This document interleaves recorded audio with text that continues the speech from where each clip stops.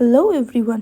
তো আজকের দিনের জন্য লাস্ট ভিডিও এসছে, সেটা হচ্ছে মাই ফেয়ার মন্দারমণি আমাদের রিসোর্টের রিভিউ নিয়ে। তো সত্যি কথা বলতে গেলে তোমরা যদি গাড়ি নিয়ে আসতে চাও, প্রচুর জায়গা আছে কার পার্কিংয়ের জন্য। আর বলবো যে এইটা হচ্ছে একটা অ্যাফোর্ডেবল হোটেল। 31st এবং 1st তোমরা সবাই জানো আমরা মন্দারমণি ছিলাম, এবং তার রুমের রেট ছিল হচ্ছে 3500 পার রুম কটেজের। তো আমরা একটা কটেজ সুপার ডিলাক্স নিয়েছিলাম, সেখানে একটা রুমে আমাদের 3500 করে পড়েছে। এবং ফুড কোয়ালিটি, স্টাফের বিহেভিয়ার, এই দুটো জিনিস খুবই ভালো ছিল মানে রিসোর্টের। আর তা বাদ দিয়েও আমি যদি বলতে পারি যে তোমরা যদি বাচ্চা নিয়ে যেতে চাও, বাচ্চাদের খেলার জায়গা খুব সুন্দর ছিল।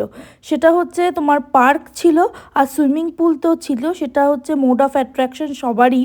তার সাথে সাথে একটা কথা বলবো, একটা বিশাল বড় লন ছিল, এবং এটা দিয়ে মানে তোমরা যদি মনে করো যে রাত্রিবেলা ডিনার করার পর একটু হাঁটবে, তো সেটাও তোমরা করতে পারো।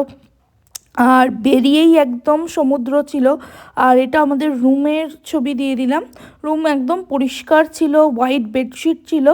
আর এই যে লোনটার সাথে আমি ছোট্ট করে তোমাদের ভিডিও করে দেখিয়ে দিলাম কতটা স্পেস নিয়ে এই রিসোর্টটা তৈরি হয়েছে।